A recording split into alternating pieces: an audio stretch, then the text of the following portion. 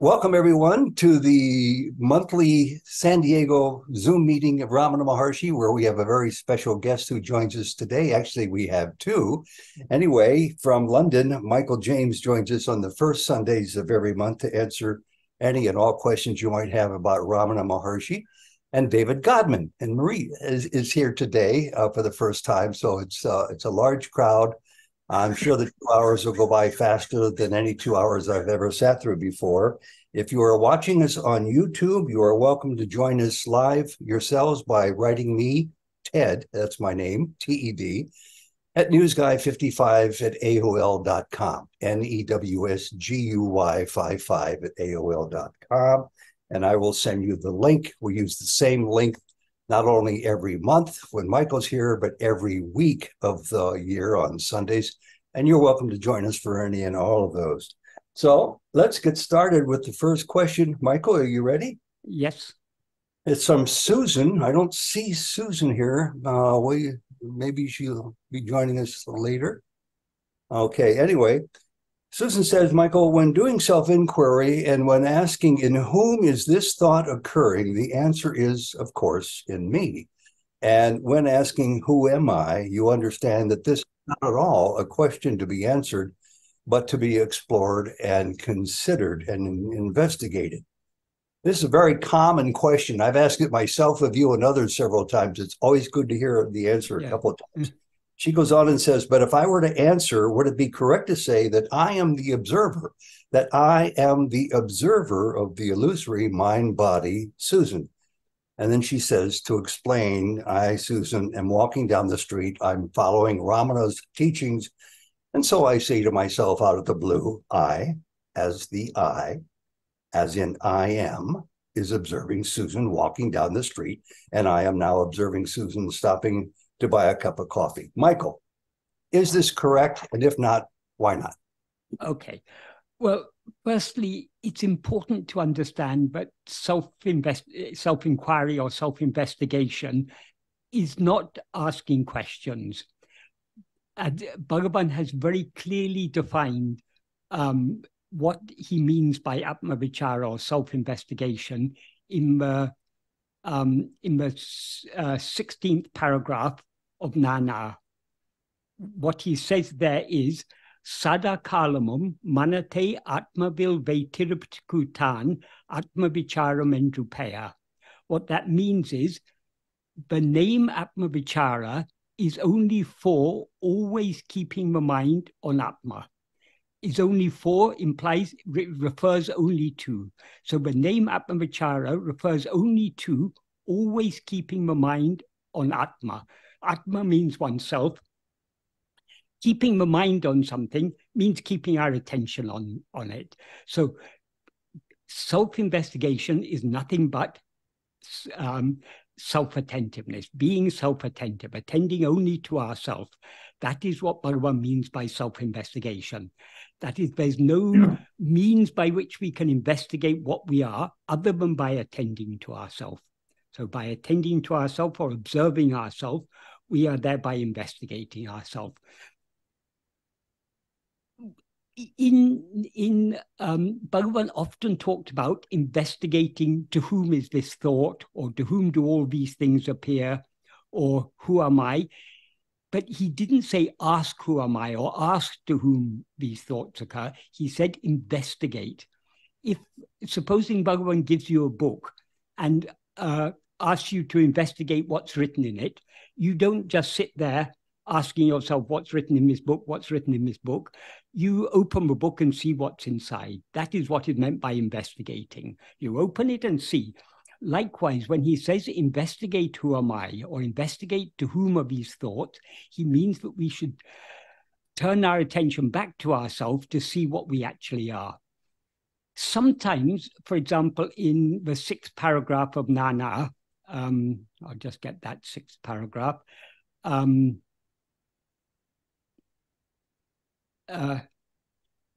He says, for example, he says, if other thoughts rise without trying to complete them, it is we're saying yes, if other thoughts rise without trying to complete them, it is necessary to investigate to whom they have occurred. Here he says investigate, not ask to whom they have occurred. The verb he used in Tamil is vichari, which means to investigate. It's necessary to investigate to whom they have occurred. I'll just say one thing here. Because vichari is often translated as inquiry, this type of passage is often translated as it is necessary to inquire to whom they have occurred. In English, inquire can mean investigate, or it can mean to ask a question. So that is why this idea that it's about asking to whom, how this idea has arisen. But actually what Bhagavan says is, when he says vichari, what he means by that, we need to investigate to whom they have occurred. So if other thoughts rise, without trying to complete them, it is necessary to investigate to whom they have occurred. However many thoughts rise, so what? Vigilantly, as soon as each thought appears, if one investigates to whom it has occurred, it will be clear to me.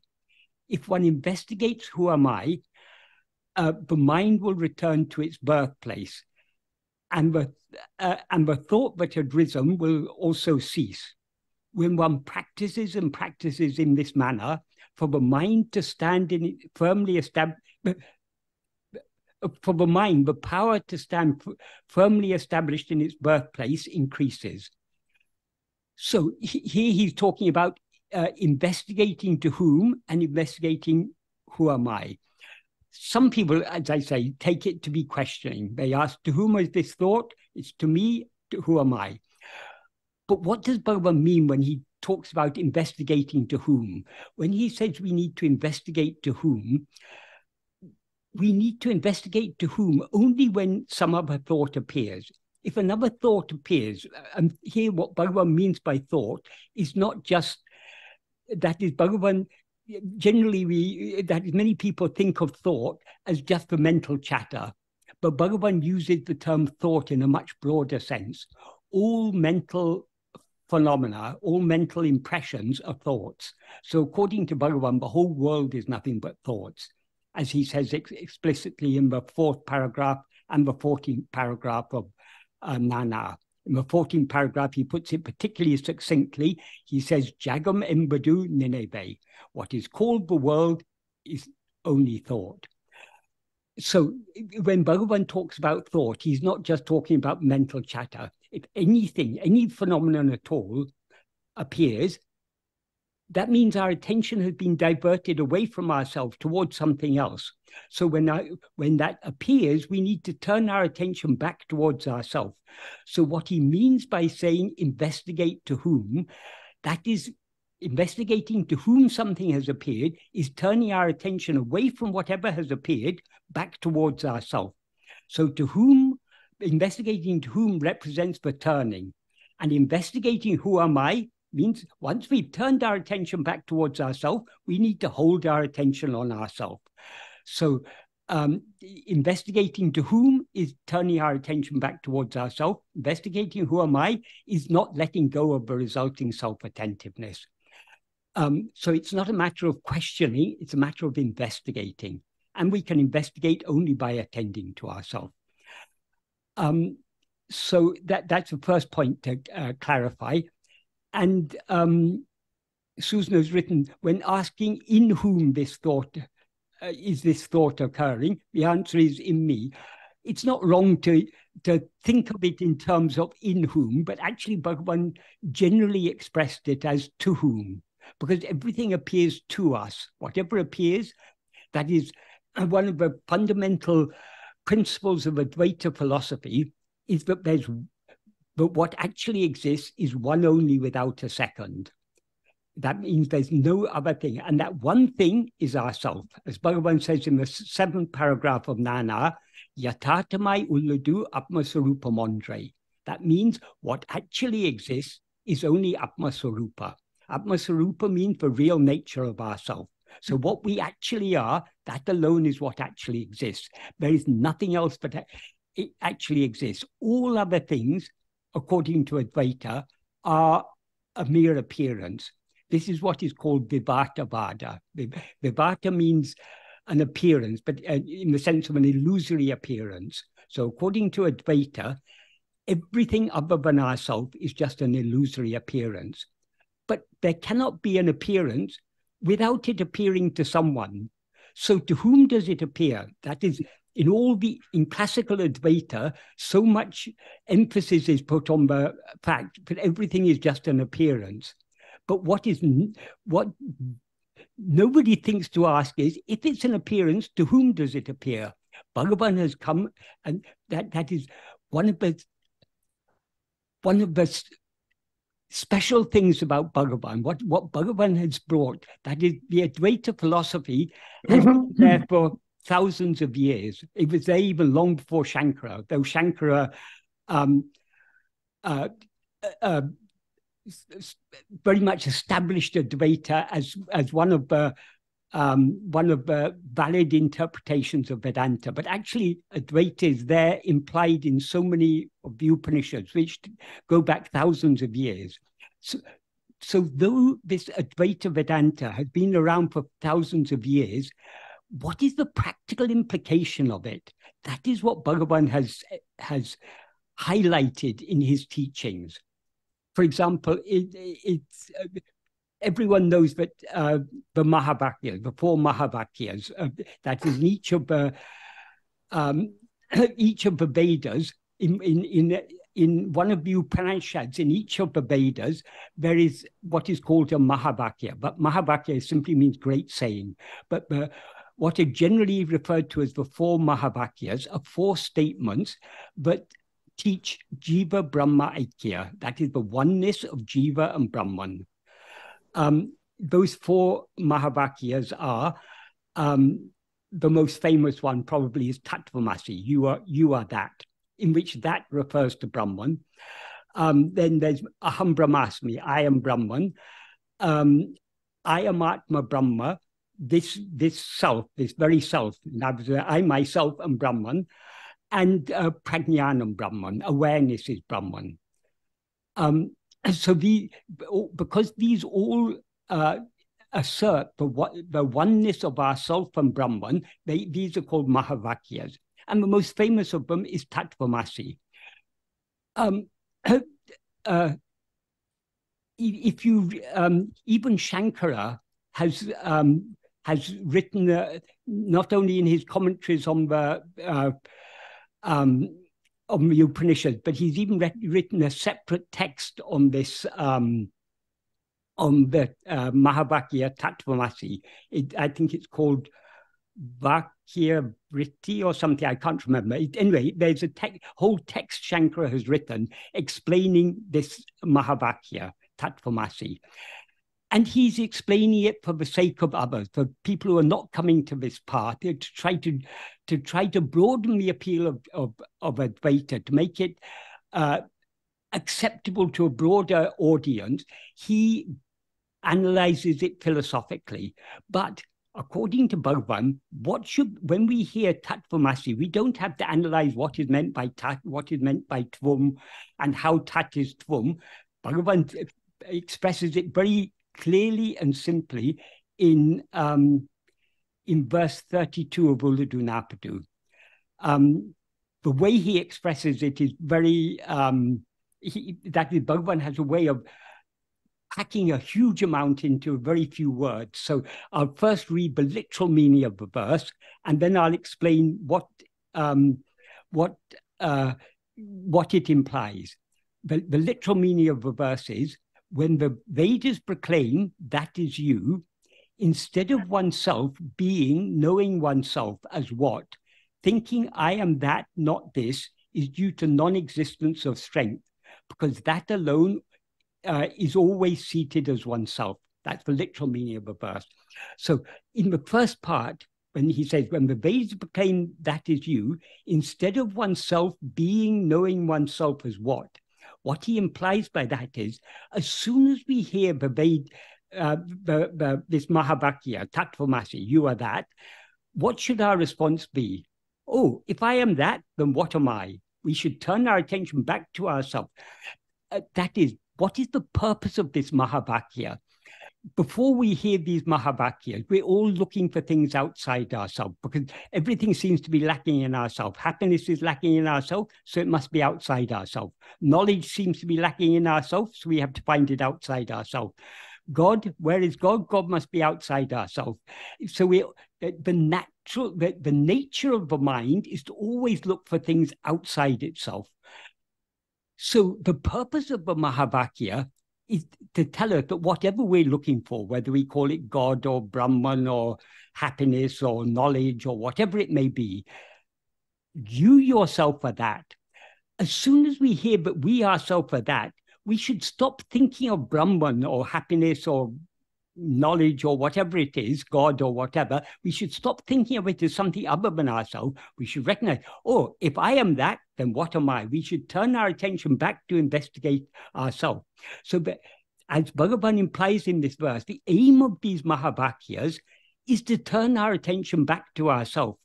We don't have to go into long philosophical discussions of what tat means, what tvum means, and how tat is tvum, in what sense tat is tvum. The reason Shankara did this is because he had a divine mission to broaden the appeal of Advaita. So in order to broaden the appeal of Advaita, he had to dilute in so many ways. But all such analysis is unnecessary. It's a very simple statement. You are that.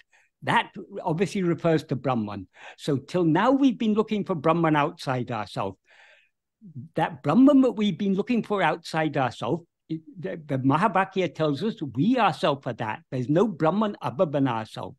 So we can forget about Brahman and investigate ourselves alone. That is the aim of the Mahavakya. That is what Bhagavan makes clear in his teaching. So the whole aim of Bhagavan's teaching is to highlight the practical implication of all of Vedanta, or all of Advaita. Bhagavan's teachings are all about practice. Sorry, I've forgotten where I went off. This is a bit of a red herring, but I went off on this for a purpose. And oh yes, so the whole aim of Bhagavan's teaching is to turn our attention back to ourselves, to investigate ourselves. So it's I'm sorry, I'm just trying to remember how I got diverted onto that. Okay, anyway, I'll leave that aside. I'll come back to the question.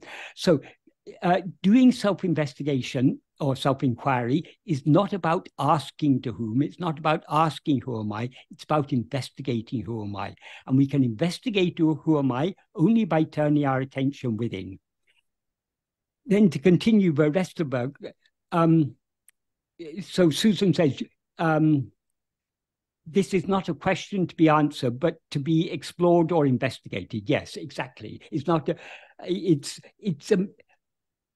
a metaphorical question rather than an actual question. It's what we should investigate. We should investigate what am I. Then she goes on to say, but if I were to answer, would it be correct to say that I am the observer of the illusory body-mind, Susan? No, it would not be quite correct. However, it is useful to first recognize that we are the observer, because till now we have been identifying ourselves with this body and mind. But when we study Bhagavan's teachings or Advaita, we come to understand that we are not what we take ourselves to be. We are, because this body and mind are all objects known by us. We are the subject. We are the one who knows all these objects. So it's a useful starting point to distinguish ourselves as the observer from everything else that is known by us. This is what is called Drik Drisya Viveka. There's a whole text that Shankara wrote on this, which is this, but the gist of it is we need to distinguish Drik means the seer, but it means the seer in the sense of the perceiver, the knower. So we need to distinguish the knower from everything known. So all objects, all phenomena are things known by us. We are not any of these things. We are the knower of them. But this is not the ultimate truth, because what is the knower of all these objects? It is only ourself as ego. So the subject, the knower of all objects is ego. But why this Drisya Viveka is necessary is in order to investigate what we actually are, we first need to distinguish ourselves from all the objects that we now take ourselves to be. This body is an object. All the 5 sheaths are objects. That is the prana, but that's the life, the breathing, and all the physiological functions. These are all objects known by us. The mind, in the sense of all the grosser functions of the mind, the perceptions, memories, thoughts, feelings, emotions, memories, and so on, all of these are objects known by us. The intellect and its workings are objects known by us. The will, which consists of vasanas, are objects known by us. But we are something separate from all these things. We are the knower of all these things. So it is useful. This is why this term Sakshi is often used in classical Advaita. Sakshi means witness. So there are 2 senses in which the term Sakshi is used in. This is something important that Bhagavan clarified, because there tends to be a lot of confusion of what exactly is meant by Sakshi. That is, Bhagavan said, Sakshi is used in 2 senses in the older texts. One sense is Sakshi means the observer, the knower, the one who is aware of all this. In that sense, Sakshi is ego. But it is also said that Brahman is Sarva Sakshi, or Jiva Sakshi. Sarva Sakshi means the witness of everything. Jiva Sakshi means the witness of Jiva. Bhagavan said, in that sense, Sakshi means Sanadi. That means witness means presence. So Brahman is the witness of everything, not in the sense that Brahman knows everything. What knows everything is only ego. In the view of Brahman, there's nothing other than itself to know. But what is meant by Sarva Sakshi, the witness of everything, is that in the presence of Brahman, everything exists. That is, nothing could exist but for the presence of Brahman. So Sakshi there is used in the sense of presence. That's why Bhagavan often used to say Sakshi means Sanadi. That's when Brahman or our real nature is referred to as Sakshi, it means presence. But Sakshi is also used to refer to ego, which is the knower of everything. So yes, it's useful to start off with the understanding that we are not this body or mind that we take ourselves to be. We are the knower of this, the witness of this, the observer of this. So it's a useful starting point, but it's not the ultimate truth. Because if we investigate ourselves, who now seem to be the observer, that is, the observer is ego. If we investigate ego, what will we find? We will find what we actually are. Supposing we are walking with Bhagavan along, there was a path behind the ashram that led to Palakottu. So supposing we were walking with Bhagavan along that path in the dim light of dusk, and we see something lying on the path, but we take to be a snake. We're afraid. And we say, Bhagavan, there's a snake there. Bhagavan knows very well that it's just a rope. So but he knows if he tells us but it's just a rope, that's not going to be sufficient, because it's still, to us, it looks like a snake, so we're still going to be afraid of it. So rather than just telling us it's just a rope, Bhagavan says, look at it carefully, and then you'll see it's just a rope. If we pluck up the courage and look at that snake carefully, if we ask Bhagavan at that point, what is it I should look at? Should I look at the snake or at the rope? Bhagavan will say, look at the snake. Like that, when people ask Bhagavan, what is the I should investigate? Is it ego or the self? Bhagavan said it's the ego, because so long as we take them to be 2 things, ego and self, Bhagavan will obviously tell us to investigate the I that we know, which is ego. So Bhagavan will say, look at ego. But if you look at so Bhagavan will say to us, look at the snake carefully. If we look at the snake carefully, what do we see? Oh, it's not a snake, it's just a rope. Exactly the same with ego. Ego is what we now seem to be, but it's not what we actually are. So if we look at ourselves carefully enough, when we begin to investigate ourselves, we seem to be investigating this ego. But what we find is, but what seemed to be ego is actually Atma Swarupa, our own real nature. So it's okay to understand ourselves, but to understand, but we are. In fact, it's very useful to recognize that we are the observer. Though it's not the ultimate truth, it's useful to recognize that we are the observer, because the observer or the knower or the witness is something distinct from everything that is known by it. So that's a useful starting point. But then what do we have to observe? Once we recognize that we are the observer, we should stop observing other things and should observe only ourselves. There are many would-be Advaita teachers nowadays who say you should witness your thoughts. And they imagine that by witnessing your thought, that's called, they think that is what is meant by Sakshi Bhava. Sakshi Bhava actually means being the witness. But they take it that if you're observing your thoughts or observing what's ever happening, like this mindfulness meditation they have in Buddhism, if you're observing everything, then you're being the witness. That is not what is meant. What is meant is, as Bhagavan made it clear, we should witness the witness. We should observe the observer. We should see the seer. That is, once we recognize that we are not anything that is known, but we are the knower of all things, then we should seek to know who is the knower. We should try to see the seer or observe the observer. In other words, we should turn our attention back to ourselves. So it is useful to understand that we are the observer, even though that is not the ultimate truth. And it's also useful to understand that being the observer is not the ultimate truth, but it's useful. It's a very useful starting point, because only when we are able to distinguish ourselves as the knower from everything that is known can we truly begin to investigate ourselves. So long as we mistake ourselves to be this body or mind or any other phenomenon, if we're asked to investigate ourselves, we'll be investigating something other than ourselves. We'll be investigating whatever we take to be ourselves. So first, that's why the stricturacy of Viveka is so important. First, we need to distinguish ourselves from whatever we now take ourselves to be. We need to recognize that we are the knower of this body. We are the knower of this mind. So none of these things are ourselves. We are the knower of them. Once we recognize that we are the knower, then we have to investigate, who am I, this knower? If we investigate the knower or the observer, we will see that the underlying reality is what we actually are, which is pure awareness. In the view of pure awareness, there's nothing other than itself. So pure awareness is not the subject.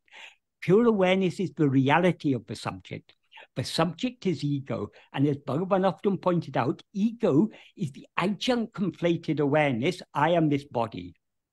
But in this adjunct conflated awareness, I am this body, what is real is only I am. I am is our existence, our fundamental awareness of our own existence. That is what is real. So we, as Bhagavan says in verse 25 of Upadesha, knowing oneself without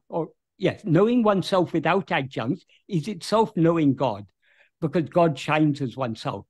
So the difference between ourself and God is that we know ourselves mixed and conflated with adjuncts, whereas God is just the pure being that we actually are. God is I am.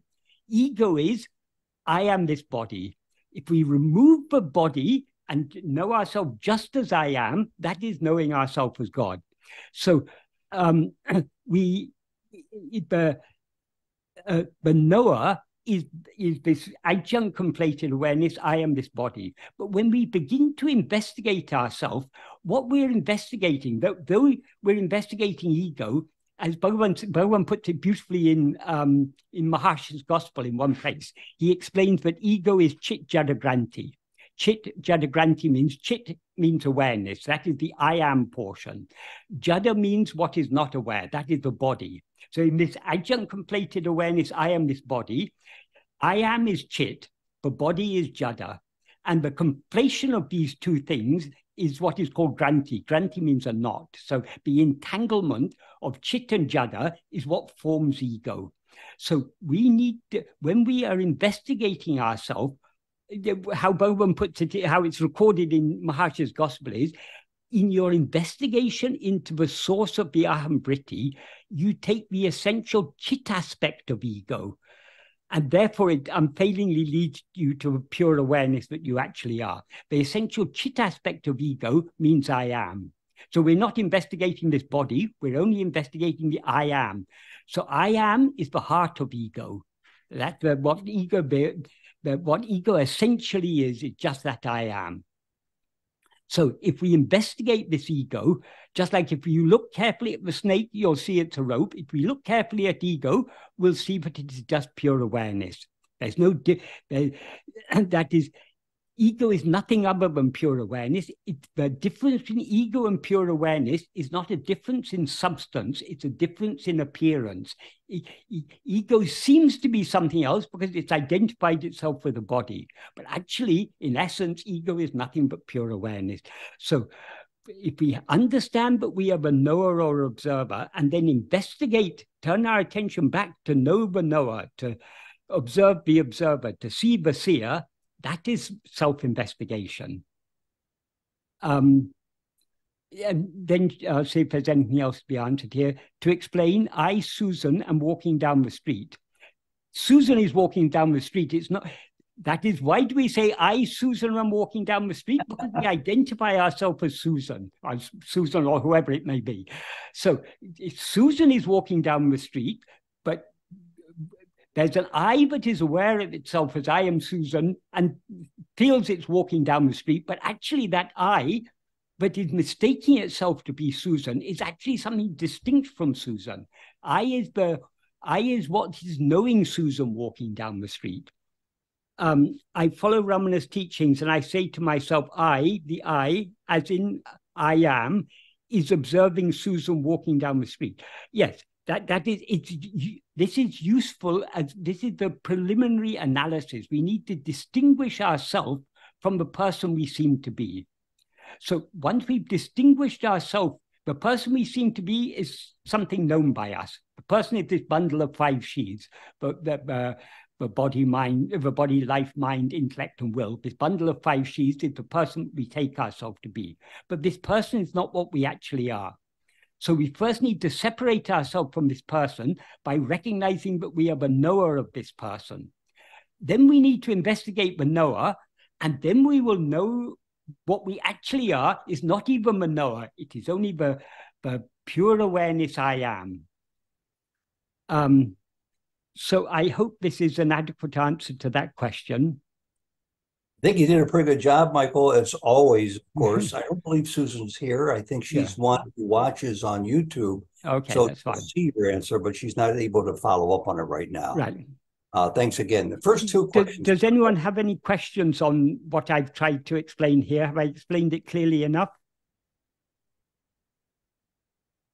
I explained it beautiful. Yeah.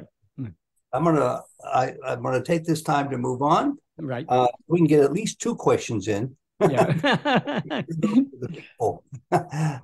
You don't take enough time on answering these questions, Michael. Yeah. And the second person who wrote us, whose question is interesting in many ways, just joined us, so she'll be here to follow up with a comment about your answer to it. It's Harshita. And Harshita, forgive me, but I'm going to try to pronounce your name. Your last name is Chodavar Apu. She says, no matter how much I try, I am unable to pursue the path of Atmavachara with dedication. Firstly, it is very hard to practice self-inquiry. Secondly, on those very few occasions when I actually sit and try and focus, I really don't know what to expect when I close my eyes and try to observe my thoughts, because I am not sure how self even feels. Is the thoughtless state the actual self? Because I am unable to go beyond that. And her follow-up question is, how do I not fall into the trap of utter frustration and keep on keeping on persevering? Okay. I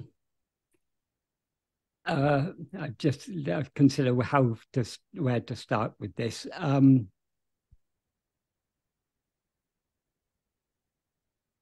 Okay, I think the most important point is this.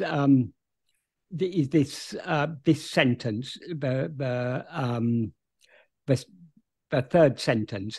Secondly, on those few occasions when I actually sit and try and focus, I don't know what to expect when I close my eyes and observe my thoughts, because I'm not sure how self even feels. Firstly, about observing thoughts. Thoughts are something other than ourself. So observing thoughts is not self-investigation. That's why Bhagavan said, however many thoughts appear, so what? Vigilantly, as and when each thought appears, we should investigate to whom it appears. That means we shouldn't be investigating the thought, we should be investigating ourselves, the one to whom the thought appears. So our aim is not to observe thoughts, our aim is to observe the observer. Secondly, she says, I'm not sure how self even feels. We are not just a feeling. We are more than a feeling. That is what we actually are. Is the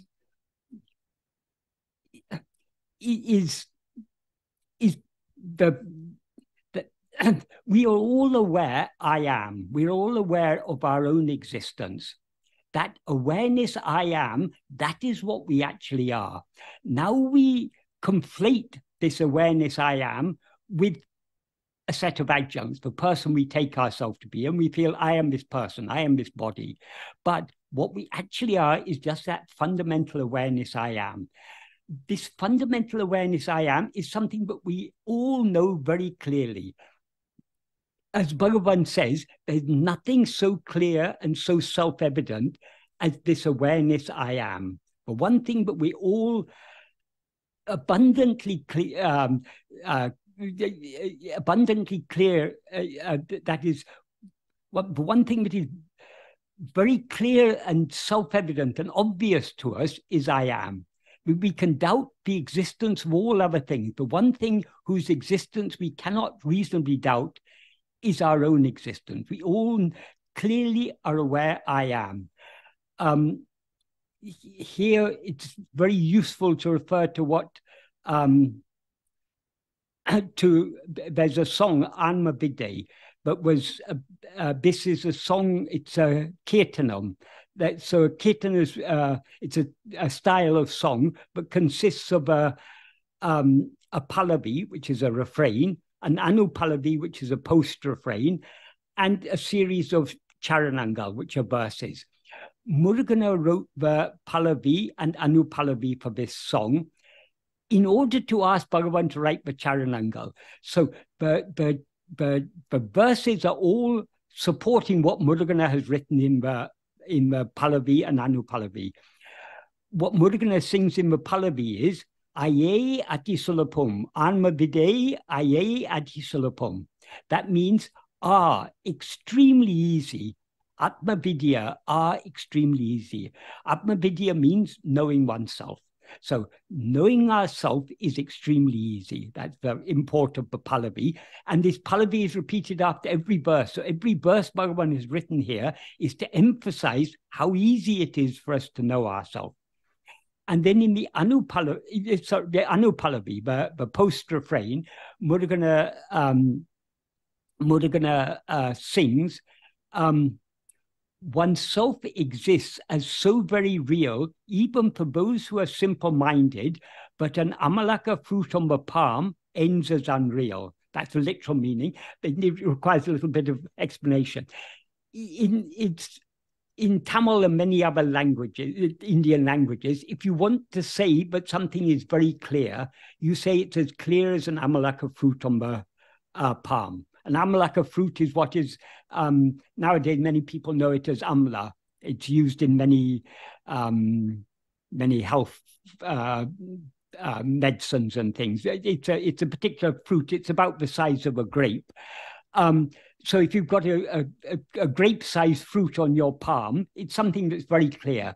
So it's often, when you want to say something is as clear as broad daylight, you say it's as clear as an amalaka fruit on the palm. But what Murugan is saying here, but we ourselves, that is, our own existence is so very real and clear. He doesn't say clear, but clear is implied. It's so very real and clear that even for the most simple-minded person, even someone who's completely uneducated, who's not even very intelligent, everyone knows I am. So it's even the amalaka on the palm is something unreal in comparison to the blindingly obvious reality of our own existence. And Bhagavan goes on in the first of the Charanam. Bhagavan reiterates and emphasizes what Murugan says there. He says, though oneself exists incessantly and indubitably as real, the body and world, which are unreal, arise sprouting as real. So there's nothing that is so, that is, Bhagavan is supporting what Murugan says there, but what is very, very clear and obvious to all of us is I am. We're all constantly saying, I did this, I did that, I think this, I'm unhappy, I'm happy, I'm this, I'm that. I is there at the center of all our experience. Whatever we experience, who is experiencing it? I am. So the problem is, because we are all so interested in knowing, experiencing things other than ourselves, we overlook this obvious, we take I am for granted. But I am is actually the ground, it is the adhara or adhisthana, the base on which everything appears. Bhagavan often used to say, compare this fundamental awareness I am to the screen in a cinema. Without the screen, no pictures would appear. But because we are so interested in watching the pictures, we overlook the screen. So we sit there for 3 hours in the cinema, looking at the screen for 3 hours. We hardly noted the existence of, we probably don't notice the existence of the screen at all, because we didn't come there to watch the screen, we came there to watch the pictures. Likewise, because we are so interested in all these phenomena that appear, we overlook the background of which they all appear. They all, that is the basis, the underlying basis of all experience is I am. That in any experience, who is experiencing it? I am experiencing it. So I am is the center of everything. That's why Bhagavan referred to I am as the heart. Heart means the center. That alone is what is real. But so we all clearly know our own existence. So when Harshita says, I'm not sure how self even feels, we can only say something like that if we are looking for something that we do not know. But as Bhagavan said, the one thing we always know is I am. And there's nothing else to know other than I am. Bhagavan often used to say, if jnana were a new knowledge to be attained, whatever comes has to go. So if we were to gain jnana newly, we would sooner or later lose it. But jnana is not a new knowledge to be attained. Jnana, we ourselves are jnana. In verse 13 of Uludunapadu, he begins by saying, Jnanamam tane me. Oneself who is jnana alone is real. Jnana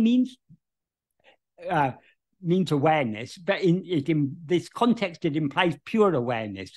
So we are all, that awareness I am, that is jnana. There's nothing more for us to know. As Bhagavan used to say, Bhagavan sometimes used to joke about the English term self-realization. He said, what is real is always real, so there's no need to realize it. The problem is that we've now realized the unreal. So all that is required is for us to unrealize the unreal, and the real alone will remain. The real is I am. The unreal is ego. I am this body. So if we unrealize this unreal ego, what will remain, in other words, if we investigate ourselves and know what we actually are, thereby eradicate this ego, what will remain is what alone is real. So what we are seeking to know is what we always know. But though we always know I am, we don't know what I am, because we have now conflated I am with something that we are not. We take ourselves to be, I am this person, I am Harshita, I am Michael, I am whoever. So all we need to do is to separate ourselves from all the adjuncts with which we've now conflated ourselves. How can we separate ourselves from these adjuncts? So long as we're allowing our attention to go outwards towards anything else, that which knows other things is only ourself as ego. So we are binding ourselves to the adjuncts so long as we're knowing anything other than ourselves. But when we turn our attention back within to know ourself alone, in other words, when we try to hold on to that fundamental awareness, I am alone, the adjuncts will naturally drop off, because the adjuncts are not holding us. Harshita's not holding you. Michael is not holding me. I am holding Michael. You are holding Harshita. So when we, instead of holding on to these adjuncts, if we hold on to ourselves, holding on to ourselves means holding on to I am, our very existence. If we hold on to ourselves, the adjuncts will drop off and we alone will remain. So to say I'm not sure how self feels means we're taking self to be something unknown. We are not interested in knowing any unknown self. If self was something unknown, knowing it would be of no use to us, because whatever is known newly will be forgotten. But the one thing that we always know is ourself. For what we all know I am. That's all there is to know. So we need to give up knowing other things, and only by giving up knowing all other things, by holding on to this I am, will we know I am as it is. So what we actually are is nothing other than I. That's why Bhagavan often used to say, aham aham, or nan nan, I am I. That is, now we mistake ourselves to be this body. I am this. But Bhagavan says, I am this or I am that is untrue. What is true is only I am, or I am I. That is, oneself is nothing other than oneself. What we actually are is only ourself. So this sort of question arises when we haven't thought deeply enough about Bhagavan's teachings. That is, there are three things that are necessary: Sravana, Manana, Nididhyasana. Sravana means studying Bhagavan's teachings attentively, paying close attention to what he actually says. That is Sravana. Sravana literally means hearing, but it implies also reading or studying or Bhagavan's teachings. Manana means thinking about it carefully. That is, when we read Bhagavan's teachings, we're able to get something from it, but we need to make sense of it. In order to make sense of it, we need to think about it very carefully. When Bhagavan says we need to investigate ourselves, we need to attend to ourselves. What does he mean by attend to ourselves? We need to think about it, because only if we think about it carefully in the light of what he said and come to understand, come to make sense of what he's saying, will we actually be able to put it into practice. If we don't understand what Bhagavan means by self when he says we need to investigate ourselves, we obviously cannot investigate ourselves. So understanding Bhagavan's teachings clearly and correctly is very necessary. Of course, when we first read and think about Bhagavan's teachings, we only understand them to a certain extent, but we must at least understand them to the extent that we understand what he means by investigating ourselves. Once we start investigating ourselves, then the meaning of his teachings will become clearer and clearer to us. As we go deeper in this practice, the practice is what is called Nididhyasana. Nididhyasana literally means deep contemplation. In the context of Bhagavan's teachings, Nididhyasana is Atmavichara, contemplating our own real nature. In other words, attending to ourselves. The deeper we go in this practice of self-investigation, the clearer Bhagavan's teachings will become.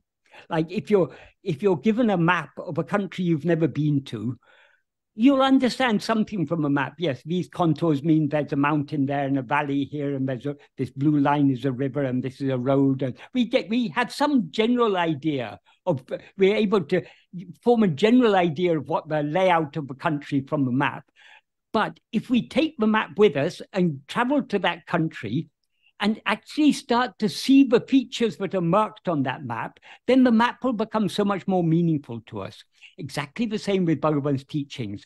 The more we put Bhagavan's teachings into, first we need to understand, have at least a basic understanding of what Bhagavan is talking about. Then we need to put it into practice. As we go deeper and deeper in the practice, Bhagavan's words will become more and more meaningful to us. It's now nearly, about 47 years since I first came to Tiruvannamalai and started reading Nana, Uludu Napadu and such texts. But I'm still reading these texts after so many years, and I'm still learning from them. Because not that I'm not learning any new information, but the meaning and implication of what Bhagavan is saying in those verses and in those simple sentences of Nana becomes more and more meaningful as we go deeper and deeper in the practice. So first thing, we need to clearly understand what Bhagavan is talking about. That is the heart of Bhagavan's teaching. What the aim of all Bhagavan's teachings is self-investigation. That is, Bhagavan's teachings are all pointing us towards this simple practice of investigating ourselves.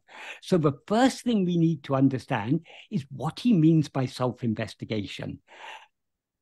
If we think, as Harshita thinks, that we're not sure how self even feels, we are thinking about self as something unknown. So the first thing we need to understand is that self is what we all know. We all know I am.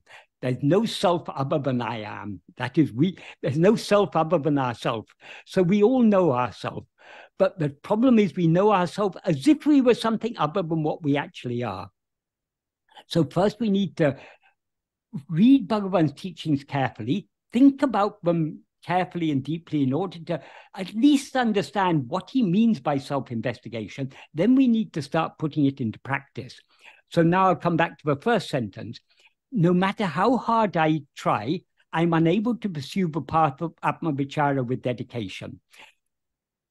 That is, the first obstacle we face is understanding what is Atmavichara. Once we've understood what is Atmavichara and start to practice it, then we all find, I think any of us who are honest with ourselves, we find that though Bhagavan says this path is extremely easy, it seems to us to be difficult.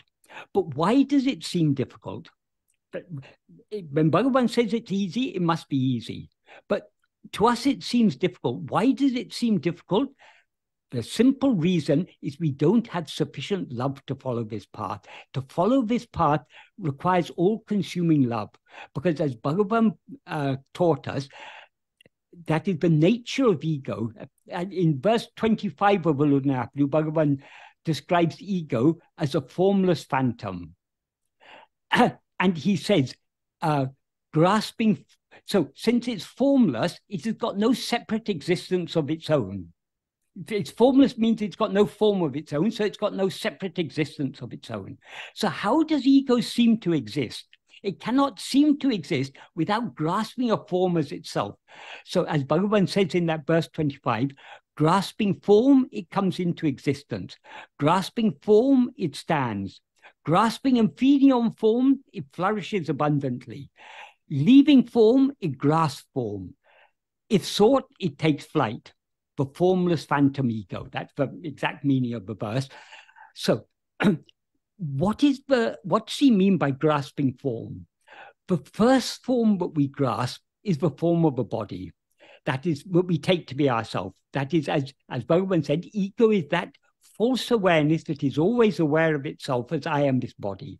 So the first form we grasp is a body, which we take to be ourself. We grasp it by being aware of it ourselves as I am this body. So grasping form, it comes into existence. Grasping form, it stands. In those first two sentences, the form he's talking about there is the form of the body, which, as he says in verse 5 of Uludunaptu, is a form composed of 5 sheaths. The 5 sheaths being the physical body, the life or prana, the mind, intellect, and the will. These are the 5 sheaths. So Bhagavan refers to these collectively as body, because we never experience ourselves as a body. We never experience ourselves as a dead body. So it's always a living body. So the life is always there. We experience the physical form of the body and the life. And we never experience ourselves as a sleeping body. It's always a body that seems to be awake. Even in dream, the body we experience as ourselves seems to be awake. So in the state of waking, the mind, intellect, and will are functioning within this body. So we never experience any of these 5 sheaths without experiencing all 5 of them. And that's why Bhagavan said all 5 are therefore all 5 are included in the term body. So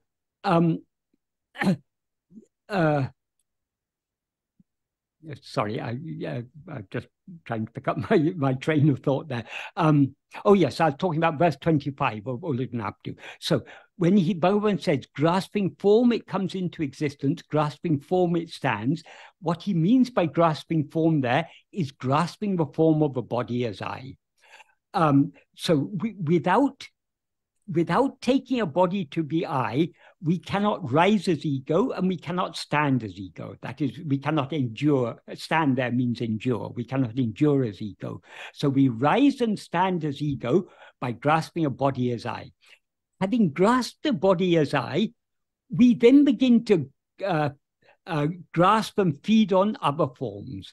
By grasping and feeding on other forms, we flourish abundantly, as Bhagavan says. How do we grasp other forms? That is, we grasp this first form, the form of this body, by being aware of ourselves as I am this body. We grasp other things, other forms, by being aware of those other forms as I am knowing this, I am seeing this, I am hearing this, I'm tasting this, I'm touching this, I'm smelling this, I'm believing this, I'm remembering this, I understand this, I know this, I remember this, whatever. All these, that is, all knowledge is based on this, centered around this I. I is always the subject that knows all other things. So we grasp other forms by knowing them, by experiencing them, by perceiving them, by experiencing them. And by experiencing other forms, ego thereby feeds itself and flourishes. So attaining to things other than ourselves is the food on which ego lives. And then he says, leaving form, it grasps form. That is, because ego cannot stand for a moment without grasping form, as soon as it leaves one form, it grasps another form. But then he says, the most important sentence of all in that verse is, Tedinal otum pidicum. If sought, it takes flight. What does he mean by if sought? That is, if we as ego investigate ourselves to see what we actually are, we as ego will disappear, and what will remain is what we actually are. So from this verse, we have to understand that Bhagavan, in this verse, Bhagavan is teaching us what is the nature of ego. The very nature of ego is to be constantly grasping form. And by grasping form, it comes, that is, we rise as ego by grasping form, we stand as ego by grasping form, and we flourish as ego. We feed ourselves by grasping form. But if instead of grasping, since ego is formless, whatever forms we grasp are things other than ourselves. But instead of grasping any form, if we try to grasp ourselves, in other words, if we try to turn our attention away from all these phenomena, back towards ourselves to see who am I, and in other words, when we hold on to our own being, everything that we were previously holding on to, all the adjuncts, will drop off. And as the adjuncts drop off, ego subsides and dissolves back into its source. That's what he means by it will take flight, otum pidicum. So and Bhagavan used to illustrate this very nicely with various stories. One story he often used to tell is the story of the bridegroom's friend, the person who posed as the best man in the wedding. That is, he didn't belong either to the bride's party or to the bridegroom's party. But so long as the wedding was going on, to the bride's party, he appeared to be an important member of the bridegroom's party. And to the bridegroom's party, he appeared to be an important member of the other party. And he enjoyed himself. In those days, in India, marriages used to go on for 5 days. So for 5 days, he was happily feasting himself and bossing over people, pretending to be an important person on both sides. But when the wedding was over and most of the guests had left, and the very close relatives of the bride and bridegroom were able to sit together and started talking, someone asked, "Who was that very helpful young man who came with you?" He said, no, he didn't come with us. He was here when we came. And as soon as he noticed that they were beginning to make inquiries about him, he ran away, never to be seen again. Likewise with ego. Ego is happily flourishing, bossing over us and causing all havoc, so long as we don't investigate it. But if we begin to investigate it, it will run away. So this is the nature of ego. So the nature of ego is to rise, stand, and flourish by attending to things other than itself, but to subside and dissolve back into its source by attending to itself. So all we need to do is to attend to ourselves. It seems hard because we don't yet have sufficient love. We are not yet willing to surrender ourselves completely. Since ego will take flight or subside and disappear when we investigate it, we cannot investigate ourselves without thereby surrendering ourselves. To the extent to which we attend to ourselves, to that extent we are surrendering ourselves. And not only are we surrendering ourselves, we're surrendering everything else also, because everything else comes along with ego, as Bhagavan points out in the next verse, verse 26 of Ullaghanapadu. He says, if ego comes into existence, everything comes into existence. If ego doesn't exist, everything doesn't exist. Why does he say that? Because everything here means all objects or phenomena. All phenomena seem to exist only in the view of ourself as ego.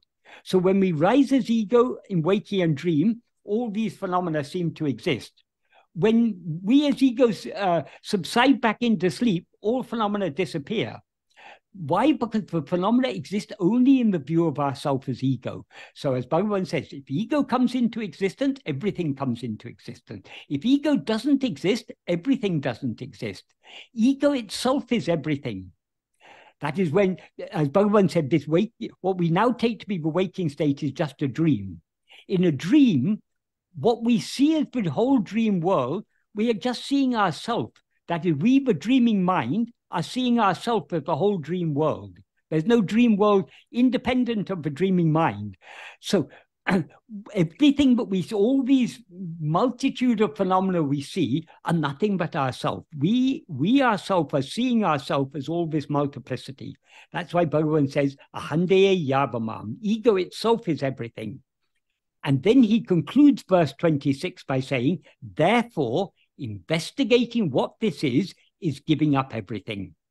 Why is it giving up everything? Because if we investigating what this is means investigating what ego is. If we investigate what this ego is, ego will take flight. It will subside and dissolve back into its source. And since everything else depends for their semi-existence upon the semi-existence of ourself as ego, when ego takes flight, everything else will take flight along with it. So Bhagavan's path is the ultimate path of renunciation. This is why Bhagavan never asked anyone to, but Bhagavan was not concerned about outward forms of sannyasa. But some people have said Bhagavan was opposed to sannyasa. That is untrue.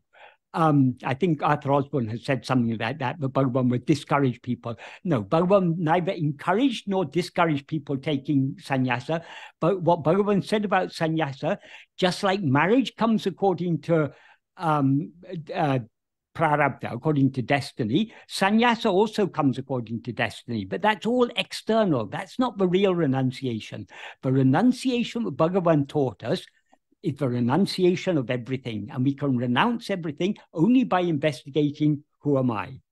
By investigating who am I, we are thereby renouncing everything. It doesn't matter whether that is according to our destiny. We may be married, we may have 10 children, we may have to work 18 hours a day in order to support our family. It doesn't matter. If we have love to attend to ourselves, whatever be the demands made on us, cannot stop us turning within. As Bhagavan often used to say, prarabdha affects only the outward term mind. It can never prevent us turning our mind within. So we always have that freedom, whatever our prarabdha may be. So even if it's our prarabdha to work 18 hours a day, 7 days a week to support our family, we can still attend to ourselves. Because who is working? I am working. So this Atma-vichara can go on at all times. That's why when Bhagavan defined Atma-vichara, and that what I referred to earlier in the 16th paragraph, he begins by saying sadakalamum. Sadakalamum is a very strong way of saying always. Sadakalamum manate atmavil vaitirapatu. That is keeping the mind on oneself, always keeping the mind on oneself, that alone is Atma-vichara. So Bhagavan expected us to be, or Bhagavan, what Bhagavan asked us to aim for is perpetual self-investigation, perpetual self-attentiveness. Likewise, in the 11th paragraph of Nana, there's one sentence in which he says, Oruvam tan sarupam adayam varayil, Nirantara Surupa Smaranaye Kai Patuvanayin Adu Andre Podum. That means if one holds fast to uninterrupted and unbroken self-remembrance until one attains Swarupa, one's own real nature, Adu Andre Podum, that alone is sufficient. So what Bhagavan asks us to aim for, some people ask, is it okay if we do this self-inquiry 20 minutes in the morning and 20 minutes at night? Yes, that's good. Of course it's good. But what Bhagavan actually asks us to do throughout the waking and dream state, we should be trying to attend to ourselves. Of course, we all fall far short of that, but that is what we should be aiming for. So, as I say, coming back to Harshita's question, as Bhagavan said, this practice of self-investigation is extremely easy because the one thing that we all clearly know is I am. There's nothing that is clearer or more obvious than I am. So attending to I am is the easiest of all easy things. But to most of us, it seems to be difficult. Why? Because we're not willing to attend to I am. Why are we not willing to attend to I am? Because attending to I am is putting our head on the chopping block. The guillotine will come and chop our head off if we hold on to self-attentiveness firmly enough. So because we are not yet willing to surrender ourselves, this self-investigation seems to be difficult. One analogy I often give to illustrate this: if you've got a sharp knife and a watermelon, it's very easy. A watermelon's got a hard exterior, but if you've got a sharp knife, it's very easy to cut the watermelon. So if it's so easy to cut a hard watermelon with a sharp knife, with the same sharp knife, it should be equally easy to cut our own throat. It has to be easy to cut our own throat. If the knife is sharp enough, cutting our own throat is very easy. But are any of us able to do that? No, we would find it very difficult to cut our own throat because we know cutting our own throat will be we'll put an end to this bodily life, and we're so much attached to this body, we're not willing to do so. Just like we're so attached to this body, but we're not willing to slit our throat, we're so attached to our existence as ego, but we are not willing to hold on to self-attentiveness and thereby dissolve this ego completely. That is why self-investigation seems difficult. It is not difficult. It is extremely easy, as Bhagavan said. It seems difficult only because of a lack of love. That is why Bhagavan often used to say, Bhakti is the mother of jnana. The key to success in this path is love. We must have all-consuming love to know and to be what we actually are, because only when we have such love will we be willing to surrender ourselves completely. So the measure of our love for Bhagavan is how much we're actually holding on to self-attentiveness. Only if we're holding on to self-attentiveness, of course, if we're holding on to self-attentiveness, we'll not rise as I to say, I love Bhagavan, but we can truly say that we love Bhagavan only if we're holding on to self-attentiveness. And if we're holding on to self-attentiveness, there's no I to say, I love Bhagavan. But the true measure of our love for Bhagavan is the extent to which we hold on to self-attentiveness. So I think most of us have to admit our love for Bhagavan is very, very inadequate. But we shouldn't be disheartened. The final question Harshita asked is, how do I not fall into a trap of frustration and keep persevering? That is, Bhagavan often used to, when people used to ask Bhagavan, what is the sign of progress in this path? Bhagavan said, perseverance alone is the sign of progress, because perseverance is the measure of our love. So if we're honest with us, I think we will all admit that our efforts are inadequate. However many years we may have been following this path, we will still feel, in fact, right up to the end, we will feel our efforts are inadequate, because if we were actually holding on to self-attentiveness so firmly that we cease to be aware of anything else, all we need is a moment of such self-attentiveness in order to annihilate ego. The fact that ego is not yet annihilated means we're still not dedicating ourselves sufficiently to this path, because of our lack of love. But we have to accept the fact, yes, we are all lacking in love. Even Bhagavan sang in Aksharamlay. Of course, what Bhagavan sings in Aksharamlay, the prayers in Aksharamlay, though he wouldn't have thought this while singing it, we have to understand in retrospect, this is all sung for us. In one verse, Bhagavan saying, Nesa milenakun aseye kartane mosanche adarol arunachala. That means, in me who was devoid of love, you raised desire for you.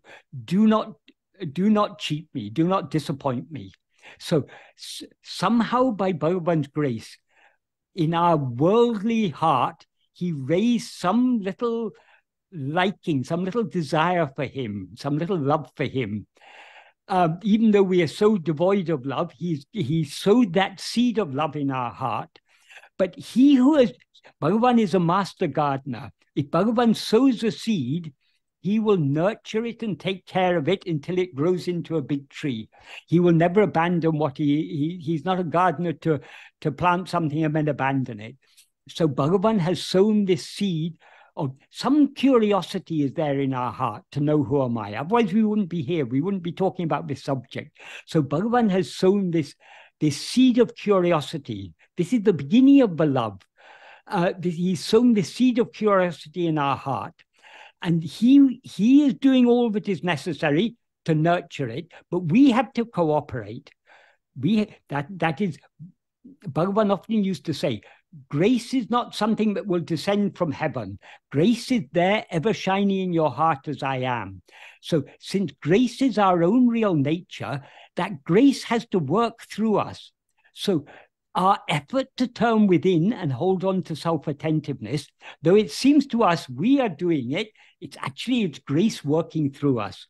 But by trying our best to hold on to self-attentiveness, we are yielding ourselves to grace. So we can avoid falling into a trap of frustration and dejection by constantly remembering Bhagavan's teachings and constantly allowing Bhagavan's teachings to encourage us to keep persevering, because that's the only way. There's no one, Bhagavan used to say, there's no one can succeed in this path without perseverance. Because it's the very nature of ego to go outwards, to cling to form. So we are breaking this, that is, by investigating ourselves, we are going against our ego nature. We are going back to our real nature by going against our ego nature. So it is a struggle. It's a struggle for everyone. If you read Aksharamala, that Aksharamala is sung from the perspective of a highly mature spiritual aspirant. So we can see from that how the struggle goes on up to the very end. So this path will always be a struggle. It's not a walk in the park. We have to, turning our attention inwards, it requires effort. Some people say, oh, effortless, choiceless awareness. No, it doesn't work like that in this. We're effortlessly and choicelessly aware of the world because of our vasanas that are constantly taking us outwards. But we are not effortlessly and choicelessly self-attentive. That requires effort. Because we're swimming against the current, so to speak, the natural mana poke, the natural poku, the natural flow of the mind is to go outwards, and we are trying to turn within. So we're swimming against the current of the mind. So it always requires effort. So first what is required? First, we need to understand what actually is self-investigation. It is nothing but self-attentiveness. And what is the self we have to attend to? It is what we know every moment as I. So all we have to do is to attend to I. We're not attending to any object. We're not attending to any phenomena. We're not looking for something. How does it feel? Can anyone say how we all know I am? But how does it feel to know I am? No, we can't say. It's not a feeling. It's beyond that. It can't be grasped by thought or by word. But we all know I am, and that's all we need to know. We need to hold on to that I am, and whenever our attention comes out again, we need to bring it back. The sign that our attention has come out is when other things appear. When other things appear, to whom do they appear? We turn our attention back to ourselves. That doesn't mean we ask to whom they appear. As soon as they appear, we try to turn our attention back towards ourselves, the one to whom they appear. And this has to go on ceaselessly. So long as we are trying, that is, frustration is only for ego. When we think, I have to achieve something, what we are trying to do, we are trying to yield ourselves to Bhagavan. So there's no room in this path. If we're truly following this path, there's no room in this path for frustration. Yes, we recognize we are not yielding ourselves to Bhagavan enough. We are not surrendering ourselves enough. We are not attending to ourselves enough. But all we can do is keep on trying. And we know Bhagavan is always there. Bhagavan is always playing his part. We just have to, we have to play our part. As he says very beautifully in the 12th paragraph of Nana, what he says in the 12th paragraph of Nana is, God and Guru are in truth not different. Just as what has been caught in the jaws of a tiger will not return, so those who have been caught in the look or glance of Guru's grace will never be forsaken, but will surely be saved by him. That is, he says it in Tamil, he says it very, very forcibly. Avare, likewise, so also, Guruvin Arul Parvayal Patavagal Avaral Ratchika Padavare Andri Orukalum Kaivida Pada. That is, he will certainly save us, and he will never forsake us. But then he adds an important caveat, eninum guru kartia varipadi tavaradu nadika bendum. Nevertheless, it is necessary to walk unfailingly in accordance with the path that Guru has shown.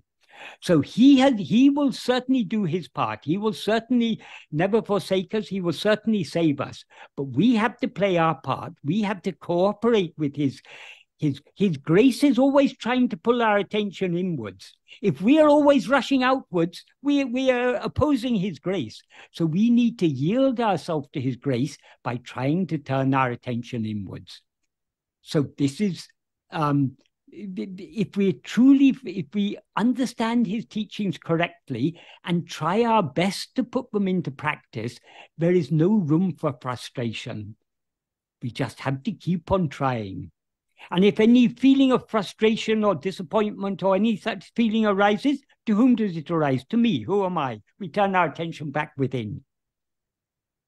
So, Harshita, have I answered your question adequately? And Harshita, before you answer, I want to remind you that we're almost out of time and we should try one live question. So, okay, yeah. But anyway, let's see if Harshita has anything further to ask. No, everything is clear. Thank you so much. Okay, right. Yeah, thank you. And thank you, Michael, for those two excellent answers to those two questions. Yeah. Brief answers. Yeah, so let's go to see if I always promise people they can ask questions live of you. So I'm glad I have at least time for one question. And just raise your hand or speak up whoever wants to be first, and I'll keep scanning the crowd here to see if I see anybody. I got to go to the second page and the first page. I don't see any hands being raised, but I saw one there. Arnold. Whoops. Yes. Yes, it's there, and if we have time. I actually sent you a question, but maybe you didn't receive it. We got a lot of questions in. We take them in the order. Okay. So go ahead, make it succinct so we can get to Today I've answered 2 out of 27. Yeah, 2 out of 20 questions. Okay. Don't anybody feel bad. No, I have a question. I'm very, very much inspired by your translation of the Guru Vachka Kovai. That really resonates with me, and I also have read the other translations and the other text. My question is, I have the feeling that everything that needs to be said is in the Guru Vachka Kovai. Is it enough to study only that? Or should I also keep studying the other text of Ramana Maharshi? That is, Guru Vachka Kovai is an expansion of what Bhagavan has written in his own original writings. If you want to have Guru Vachka Kovai in a condensed form, it's available there. That is, all the basic principles of Bhagavan's teachings are included in works like Uladu Napadu, Nana, Upadesha Undiyar, Anma Vidya, and in a different form in Arunachal Stuti Panchakam. These are the basic principles of Bhagavan's teaching. Those basic principles are expanded, so to speak, in Guru Vachka Kovai. Though I translated, or I assisted Sadhom in translating Guru Vachka Kovai many, many years ago, more than 40 years ago, I don't remember all the verses. Some verses here and there I remember, and I refer to them occasionally when they come to mind. Because 12,000 verses, some people may be able to remember 1,200 verses. Some people may be able to remember 1,200 verses. I certainly don't have such a memory. But something like Uladu Napadu or Nana, these are much shorter works. And we can, if we study them repeatedly, we can, I'm able to quote most of them off the top of my head, because I've studied them so much. And not that I've ever made an effort to learn these things by heart, but I just am so familiar with them.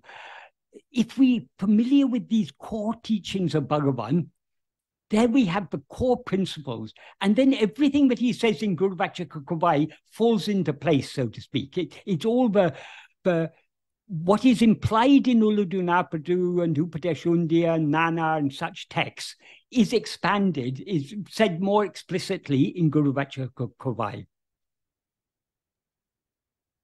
Okay, thank you. I mean, all the texts are great, but the Guru Vachaka Kovai is really like the complete. Yeah, and when I end reading it, I start again. Then I start reading it again, and I can keep reading it forever. Exactly. Yeah. Yes. And Arnold, I want to remind you something that you heard here an hour ago, maybe an hour and 20 minutes ago. It was so important, I jotted it down. I need to be reminded of such things. And the quote comes from Michael, and he said, I am still reading the texts, meaning probably all of the texts. I am still learning from these. I so relate to this, and it's why I'm still here in any group on a regular basis as a participant, because I can hear these two questions that he answered 20 times and hear the answers to them and learn something new when I hear it yet again. So thanks for that question. It's very pertinent for all of us, I think. Because one thing about Bhagavan's particularly his verses, like verses of Guru Vachaka Kovai, but the meaning is often very simple, but the amount of implication that is there, it becomes clear to us only as we go deeper and deeper in the practice. Yeah. So Bhagavan always implies much more than he actually says, because he expresses himself in very few words, but those few words have a huge amount of implication. Bhagavan is like a gift that keeps on giving forever. Exactly. We have two more people waiting in line. One of them, Aaron, has a longer question, and I think we might hold that off. And Vitaly, let's see if we can get yours in with an answer real quick, if you'll speak up. Yes, thank you. Thank you, Ted. Hi, Michael. I came across something in the book of Happiness and the Art of Being. Yeah. The new one that just came out. And a page, I think it's chapter 10 and page 498. There's a reference to a quality and quantity of the food that we consume. It's probably more like a technical question to, and some other restrictions. Can you explain how and what we eat affects our practice? Okay. Thank you. Well, Bhagavan said it in very few words, as usual in Nana, but we can try and understand what he says in the 9th paragraph of Nana. He says, by Mita Sattvika Ahara Niyama, which is the best among all restrictions, the Sattva Guna of the mind increasing, for self-investigation, help will thereby arise. Sattva Guna, Sattva literally means Sat is being. Sattva means beingness. So Sattva is the quality of beingness. The food that is conducive, so beingness means a state of calmness and clarity. That is what's implied by Sattva. So what is the food that is conducive to a calm and clear mind? Obviously, even the best quality food, if you overeat, is going to lead to dullness of mind. So when Bhagavan says mita means moderate. It implies moderate quantities. It also implies moderation in, for example, moderation in adding spices. If you've ever lived in South India, you'll know some South Indian people like very, very hot spices. But generally, very spicy food can disturb the calmness of mind. So we need to be moderate both in the quantity and in the quality of the food. And so he says mita, that means moderation. Sattvika means what is conducive to the state of sattva. And then ahara means food. Literally, ahara means what is taken in. So we can, though the basic meaning of ahara is food, it can also apply to other things. That is, we can be eating very, very sattvic food, but if we like to watch violent movies on television or something, that's not going to be very conducive, because what we are taking in through our senses also has an effect on the mind. So the basic meaning of ahara in this context is food, but we can also talk about the food taken in through the five senses. So what is the food? And niyama means restriction. So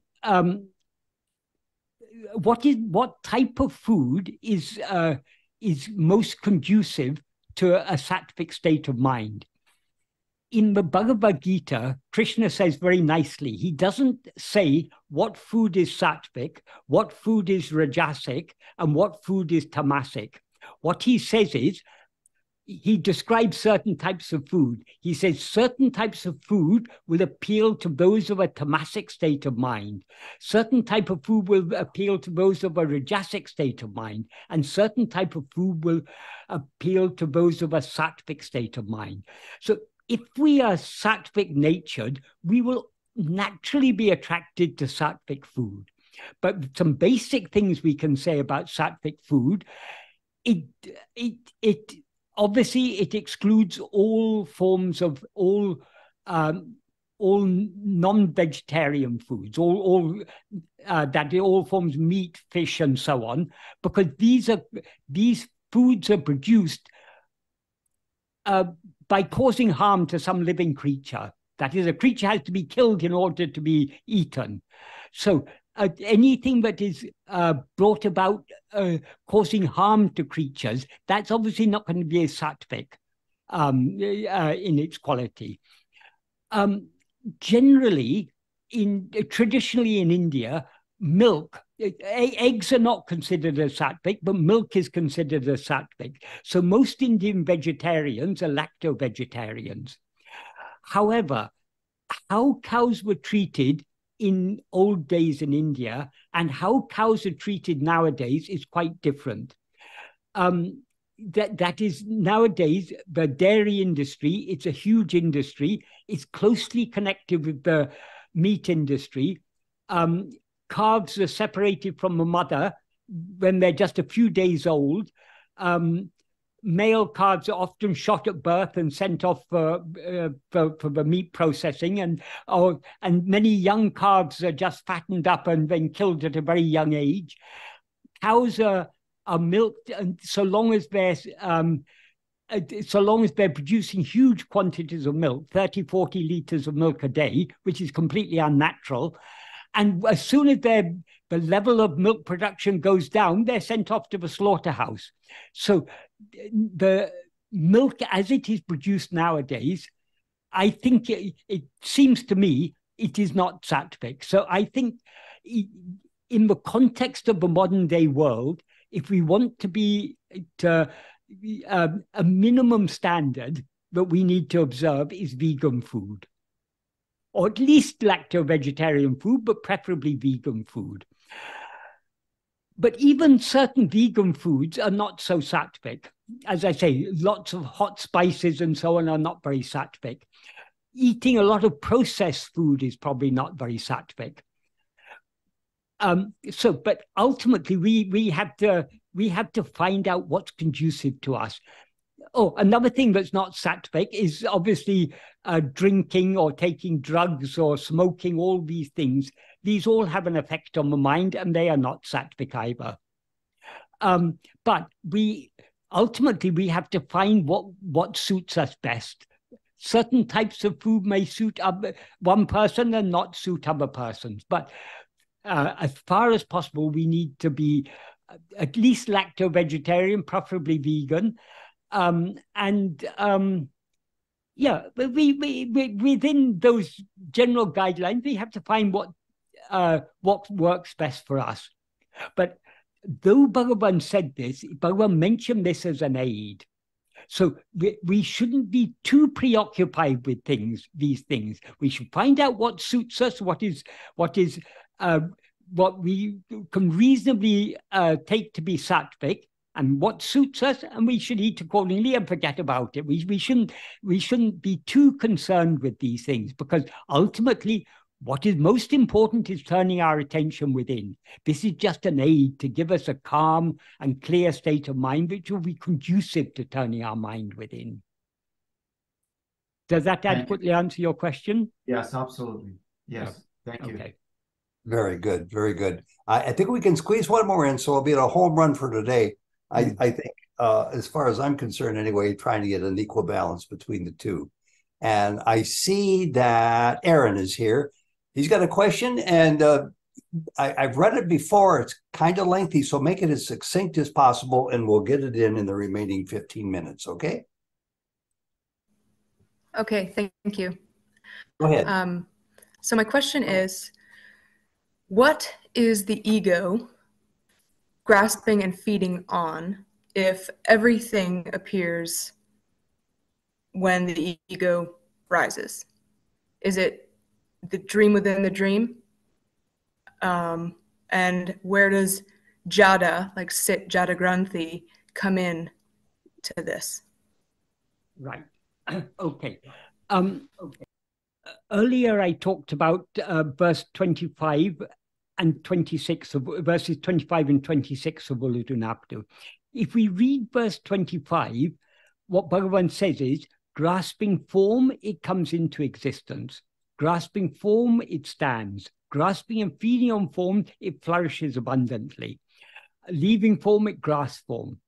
If we take that in isolation, it may appear that the forms exist and the ego comes into existence and grasps them. But that is not the case, because as he makes clear in the next verse, if ego comes into existence, everything comes into existence. If ego doesn't exist, everything doesn't exist. So whatever forms ego grasps do not exist independent of ego. They are ego's own projections. So when we rise as ego, we project a body and take it to be ourself.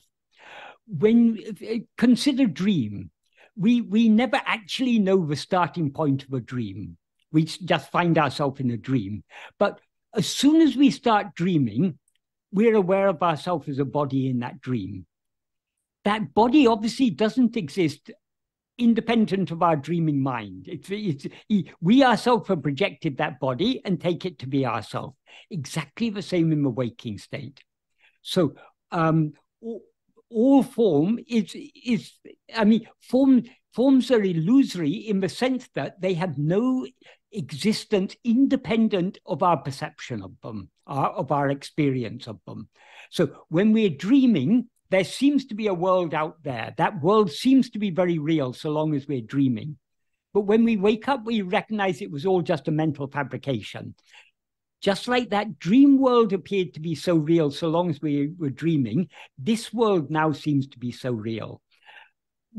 Why is it that whatever state we're in, the phenomena we experience in that state always seem to be real? There's a simple reason for this. That is, when we are dreaming, everything in the dream seems to be real. As soon as we wake up from a dream, we recognize it was just a mental fabrication. So what change has taken place there? It's very simple. What is actually real, as Bhagavan made clear, is only ourself. In a dream, we take the dream body to be ourself. So since we are real, if a dream body is ourself, the dream body must be real. So by taking a dream body to be ourself, we are superimposing our own reality on the dream body. So long as the dream body seems to be ourself, seems to be I, it seems to be real. And the dream body is a part of the vast dream world. So the dream body cannot be real with the rest of the world being unreal. So so long as we take ourselves to be a body, the body seems to be real, and hence the whole world seems to be real. So we superimpose our own reality, firstly on the body, and via the body we impose it on everything else. So long as we are dreaming, the dream always seems to be real. But as soon as we wake up from the dream, we recognize, oh, it was just a mental fabrication. Why? Because while we were dreaming, we were identified with that dream body. when we wake up, our identification switches from that dream body to this dream body. So now that dream body no longer seems to be real because it no longer seems to be I. So since the dream body no longer seems to be real, the whole dream no longer seems to be real. So whatever state we are currently in will always seem to us to be real. That's why Bhagavan said, this present state we are in is actually no more real than a dream. So just like all the forms we experience in a dream are our own projection, but so long as we're dreaming, we grasp a dream body as I, and we're constantly enjoying the dream objects. We enjoy dream food, we enjoy all sorts of dream pleasures. We may enjoy having a discussion about Bhagavan's teachings in our dream, whatever. Just like in the waking state, we are constantly grasping things other than ourselves in dream. But those things that, we say grasping things other than ourselves, things that seem to be other than ourselves, because we've limited ourselves as I am this body. So everything else seems to be something other than ourselves. But actually, the whole dream world is nothing but ourselves. We ourselves are seeing ourselves as that dream world. So we ourselves now are seeing ourselves as all this seemingly vast universe with all these phenomena and so many things happening in this world and everything. This is all nothing but ourselves. We are misperceiving ourselves as all these things. If we see ourselves as we actually are, we will see ourselves, we alone exist, and there's no such thing as the world. What seemed to be the world, we will recognize was nothing actually other than ourselves. So just like, so long as you see a snake as so long as you see a rope as a snake, the snake seems to be real, the snake seems to exist. But when you see the snake as a rope, in other words, when you see the rope as it actually is, you no longer see a snake. That's why Bhagavan says, so long as we see the world, we do not know ourselves. When we know ourselves, we will no longer see the world. That's what Bhagavan makes very clear in the 3rd and 4th paragraphs of Nana. So long as we are knowing the world, what we know as the world, we are knowing ourselves as the world, so we are not knowing ourselves as we actually are. When we know ourselves as we actually are, we will know that there's no multiplicity, there is one only without a second, and we are that. That's why the ultimate truth is ajata. So long as we rise as ego, Bhagavan teaches us what is called drishti shrishti vada. That is, drishti shrishti vada means the contention that there's no, that perception alone is creation. There's no creation independent of perception. In other words, nothing exists independent of our perception of it. This is what Bhagavan teaches us in Ulladu Narpadu and other texts. This is what we have to accept so long as we see all this multiplicity. But when we investigate ourselves and see what we actually are, we will then see that there never was any such thing as ego, and therefore there never was any such thing as body or world or dream or anything else. So the ultimate truth is ajata. But Bhagavan made it clear, ajata is not a teaching, because in ajata, there's no one to teach and no one to be taught, and there's no need for any teaching. So for teaching, Bhagavan took the standpoint of drishti shrishti vada, because that's the most practical teaching in order to get us to investigate ourselves. And only by investigating ourselves will we find that the ultimate truth is ajata. So ajata is the ultimate experience. Ajata is the ultimate truth. It alone is true. But so long as we rise as ego, the appropriate teaching to give us is drishti shrishti vada, as Bhagavan does in his teachings. Does that answer that question adequately? Yes, thank you so Okay. much. Okay, right. Thank you very much, too. And Michael, thank you. And we've just a few minutes left. I see that David Godman has left us, but it raises an interesting question, because I can't think of any other two people in the English-speaking world who are as knowledgeable and as steeped in the tradition and the truth of Ramana's teachings. Did you have you met before? Have you talked together in forums or on stages before about Ramana? Or are you just two distinct individuals? We have been friends for the past. I mean, we both came to Tiruvannamalai. I think I came in '76. I think David came just a few months before me. Mm-hmm. So our friendship goes back nearly 50 years. So we have been friends for a long time. Well, you both have a tremendous gift for clarity and expression, and it's appreciated by everybody. And I just want to remind you of how grateful we all are here of you giving up these precious 2 hours on a Sunday evening in London every week of the year. It's not a small achievement for us. It's huge. And if anybody has a word to add to that, right now would be the time as we get ready to say goodbye. Mickey, I'm just going to look at you because you're always grateful for everything here. Erin just sent a message from David. I couldn't see what it was. It just popped up. On our session here, let's see. It came up in the comments. Erin, was it? I don't see. It's getting late here. Apologies for dropping out early. Yeah, good to see everyone, including Michael. We have things to do early tomorrow morning. Best wishes to all, David and Chrissy. Well, that's really nice. Yeah, that is really, really nice. So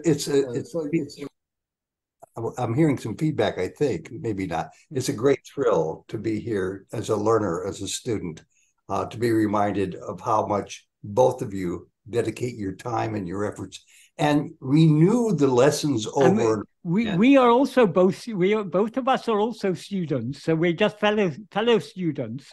Yeah, it's I've never been in a classroom like this before. I never thought I could sit still for in my life with any a classroom by the students for the student, or by the students of the students for the students. It certainly is. Well, on that note, unless anybody has a closing comment, I'll give them 5 seconds to speak up. Oh, looks like Erin has a comment. Yes. I just wanted to say to everyone, I highly recommend purchasing the book that came out from Michael, 40 Verses, or the translation. Recently came out this year.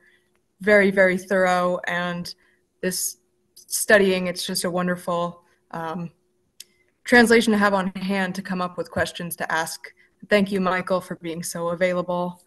And David's books also. And it's so encouraging to see you still actively participating in this understanding. It's extremely encouraging. So thank you for all that you do. All thanks to Bhagavan, because it's all only by his grace it all happens.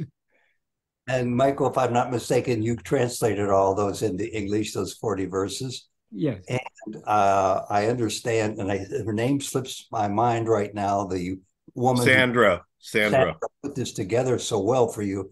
She has agreed to sit for an interview, an hour-long Sojourn's video interview, and she said you might agree too. So I'm just asking you right here, if you do, I'll let you know, and you can pick the format or the questions that you. Yeah, thanks. This is just a wonderful treat for me. The year's flying by. We meet next in November. Can anybody believe we're at the end of the year practically? So thank you all very much. Thanks to David Godman for joining us. And for any of you who are coming to us live this morning or this evening, wherever you might be, Atsushi, you're in Japan, so it's tomorrow sometime already. And you want to join us throughout the year on a regular Sunday instead of the first Sunday, please feel free to do so. It's the same link to our program that runs every Sunday, 10 a.m. California time. And you're entirely welcome to be here for our 90-minute version. We saved the long format for 2 hours for Michael because he could go 4 without batting an eye. But thank you very much. And I think I got all my notes in that I wanted to say. And see you next month for Michael, and see all of you who are in the regular group from wherever you might be joining us next week here on the San Diego International Ramana Maharshi Zoom session. Many thanks. Goodbye. God bless. Okay. Love you all.